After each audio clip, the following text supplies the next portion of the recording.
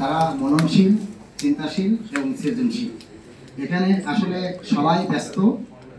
এই ব্যস্ততার মধ্যেও ওনারা যে এখানে একটি সময় দিচ্ছেন, এই সময়টা কোনো যান্ত্রিক নয়, এই সময়টা কোনো তথাকথিত অথবা বকধার্মিকতার বা বুর্জোয়ার চিন্তার চেতনার মানুষ নন।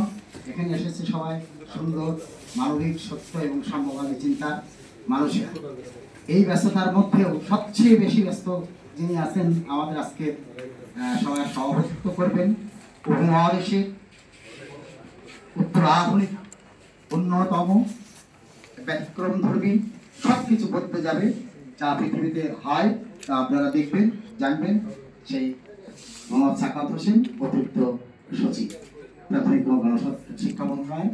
এবং আপনারা হয়তো অবাক হয়ে যাবেন যে ব্যস্ত হচ্ছে, আরো ব্যস্ত আছেন।